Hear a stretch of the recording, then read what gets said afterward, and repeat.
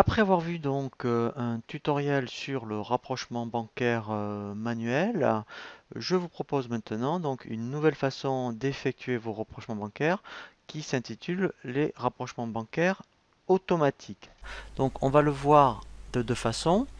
Soit lorsque vous saisissez vos relevés bancaires et ensuite, eh bien effectivement, on peut en plus intégrer directement les relevés dans votre comptabilité, soit en faisant ce qu'on appelle un import automatique, donc de votre relevé bancaire que vous téléchargez depuis le site internet de votre banque, et en fait, quand on l'intègre automatiquement, eh bien, on peut automatiser les écritures sur EBP Compta 2016. Donc, dans les deux cas de figure, il faut absolument définir ce qu'on appelle des critères de comptabilisation, c'est-à-dire qu'en fait, il faut faire comprendre à EBP, en fonction des libellés que vous allez avoir sur votre relevé, eh bien, comment lui, comptablement, il doit l'interpréter. Alors, comment on procède donc pour automatiser ces critères de comptabilisation?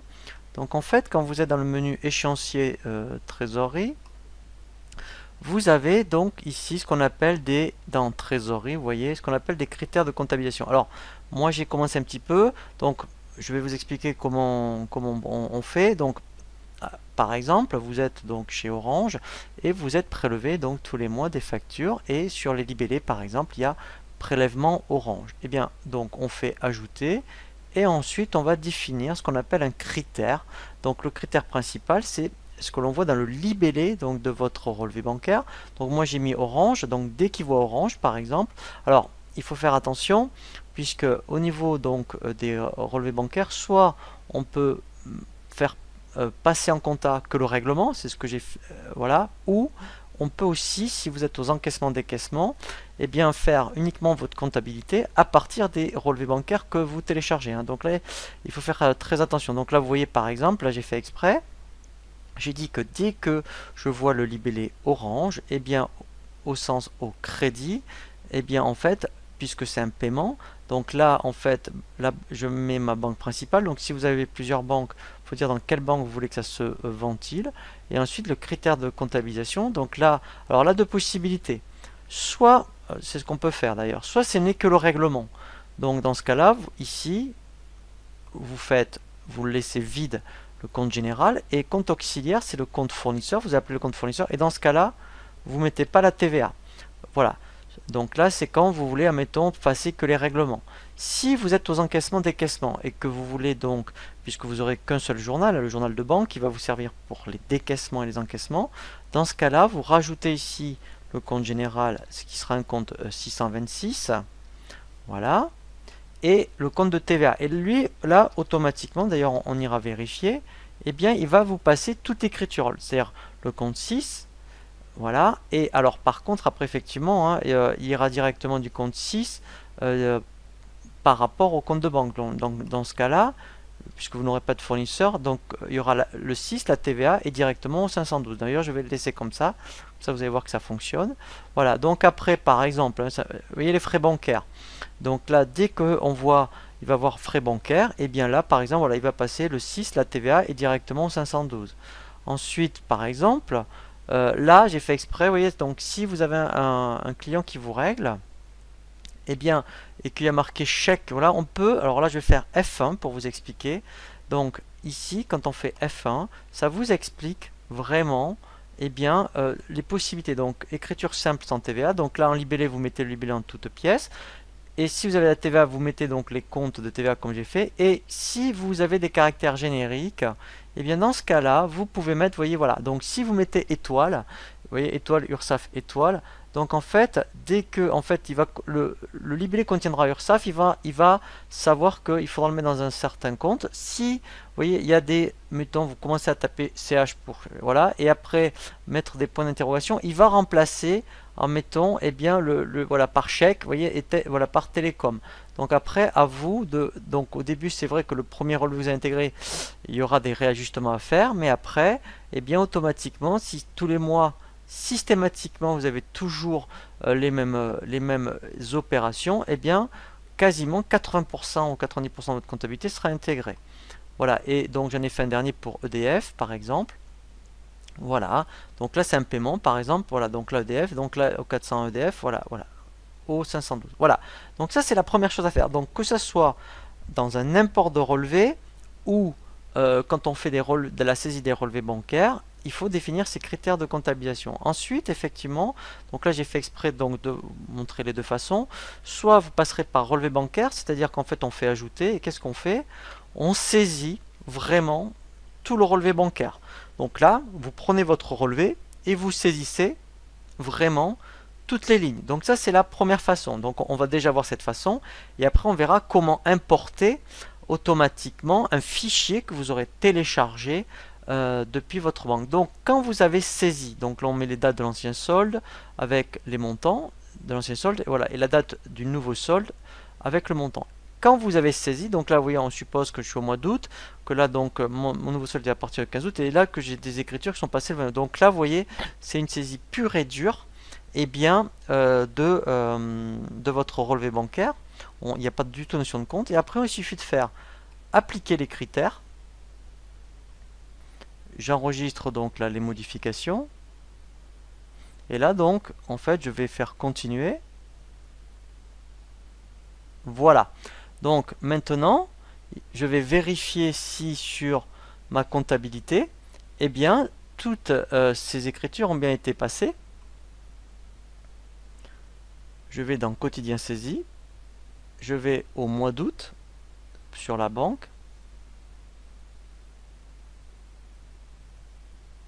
Voilà. Et là, vous voyez automatiquement, voyez, mes écritures ont bien été passées. Donc, quand c'est bien, je dirais, paramétré, c'est vraiment très très intéressant eh bien, de procéder donc à des critères de comptabilisation pour eh bien, incorporer votre comptabilité. Nous allons voir donc maintenant la même chose pour l'import des relevés bancaires et après, après effectivement on verra ce qu'on appelle le rapprochement bancaire automatique. Donc maintenant en fait dans le même esprit, donc dans les relevés bancaires, si je fais ajouter, voilà, donc cette fois-ci je vais faire importer, je vais prendre mettons alors normalement, en règle générale, hein, sur les sites internet, l'extension c'est KIF en principe. Bon, moi je vais prendre import paramétrable, puisque moi j'en ai créé un de toutes pièces. Voilà, donc là je vais me laisser guider par l'assistant, je fais suivant. Ici, donc, alors je vais aller chercher, vous voyez donc, c'est bien mon relevé bancaire. Voilà, je vais aller donc aller le chercher sur mon bureau. Voilà, donc j'ai un fichier qui s'appelle import banque. Je fais suivant. Voilà. Donc là, vous voyez, j'ai bien mes écritures. Voilà. Et j'ai plus qu'à faire suivant. Voilà. Donc là, en fait, eh bien, je fais encore suivant. Voilà. Donc là, en fait, alors, après, ce qui est intéressant, vous voyez, alors ça, je vous rassure, hein, vous allez le faire qu'une fois. Il faut bien map, ce qu'on dit, on map.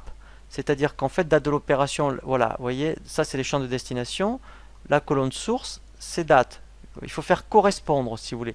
Donc, le numéro de pièce, effectivement, alors là, moi, vous voyez, j'en ai pas. Donc, après, le libellé d'opération, voilà, donc là, ça va être opération. Les dates de valeur, ça va être date, voilà. Vous voyez, donc lui, il est en train, au fur et à mesure, de bien le faire. Et les mondes, voilà, et j'ai bien, donc, débit crédit. Donc là, je peux faire suivant, voilà, et là, je fais lancer. Voilà, voilà. Et là, en fait, il m'a bien incorporé, vous voyez, mon relevé bancaire. Et après, dans le même principe, on fait appliquer les critères. Je fais OK. Je regarde les lignes qu'il m'a intégrées. Voilà, donc là, après, automatiquement, si je vais donc dans quotidien saisie, voilà, dans mon journal de banque, voilà. Donc là, en fait, alors comme c'était voilà début août, voilà. Donc là, en fait, après, je vais bien voir que il m'a intégré mon écriture, voilà, directement via le fichier d'import. Donc ça, c'est vraiment très très intéressant, hein. Alors il faut bien que ça soit fait au début, mais une fois que c'est fait, vous allez gagner un temps fou. Et après, effectivement, eh bien, on fait ce qu'on appelle du rapprochement bancaire automatique. dans le sens où là, je fais rapprochement bancaire. Je vais faire ajouter. Donc là, je vais mettre au 31 août. Voilà, je dis, alors, automatique. Je fais valider. Voilà, et là, en fait, vous voyez, en bas, voilà, quand c'est automatique, ça, c'est exactement ce que j'ai dans mon comptabilité. Vous voyez, en haut, là, voilà, ici. Et là, en fait, ce sont, eh bien, toutes les écritures, vous voyez, enfin, tout le relevé que j'ai intégré. Donc après, eh bien, après, effectivement, qu'est-ce qu'il faut faire? Il suffit donc de pointer à chaque fois. Donc là, bien sûr, on indique le solde du relevé. Donc ça, enfin, voilà, je mets un chiffre fictif, hein. On ne peut pas donc l'inventer, hein. Donc après, il y a un code de pointage. Donc le code de pointage, ça pourrait être le numéro du relevé bancaire. Là, en fait, j'ai dit, ben, je vais voir, mettons, toutes les écritures, entre les rapprochés et les non rapprochés. Voilà. Et après, donc là, à la rigueur, je pourrais faire même, vous voyez, un bouton. Alors après, il faut qu'il y ait des montants identiques. Si je faisais rapprocher automatique, voilà. Donc là, vous voyez, tout seul, si vous regardez bien, il a rapproché. Vous voyez, il a mis le code de pointage. Voilà. Et donc ça, c'est intéressant. Voilà, vous voyez. Donc il a fait tout seul. C'est-à-dire qu'en fait, après tout ce qui est... Alors, vous voyez, si on veut y voir plus clair, on dit, ben, je ne vois que les non rapprochés. Voilà. Donc entre le relevé bancaire et la comptabilité, ça, mettons, c'est pas encore passé. C'est-à-dire que, enfin, normalement c'est l'inverse en principe. C'est-à-dire que, en principe, la banque est toujours en retard sur vous. Mais voilà, donc là, mettons, ça c'est sur la banque et c'est pas encore passé chez vous. Alors après, vous pourriez très bien le rajouter manuellement. Et après, on fait aperçu avant impression. Et là, eh ben, vous aurez votre état de rapprochement. Voilà, donc pour bien résumer hein, sur les rapprochements automatiques, alors ce qui est vraiment très important, hein, c'est de bien définir vos critères de comptabilisation. Une fois que vous aurez bien saisi vos règles de comptabilisation, après, ben, soit dans un premier temps, vous pouvez commencer comme ça, vous saisissez manuellement votre relevé bancaire, comme là j'ai fait, voilà, comme ça vous allez voir si ça fonctionne. Ça peut être déjà une première façon. Et une fois que c'est bien automatisé, que vous voyez que tout fonctionne au niveau des libellés, si vous c'est surtout les libellés comme votre relevé bancaire, vous pouvez très bien, faire ce qu'on appelle après des imports de relevé, où là par contre la difficulté c'est que quand vous allez faire un import de relevé, vous voyez avec importer, il va falloir bien mapper, hein. Donc on dit mapper, c'est-à-dire qu'en fait on fait un tracé, donc on le fait une fois entre votre relevé que vous avez donc de votre site internet, de votre banque, et après le fichier que vous allez intégrer depuis EBP.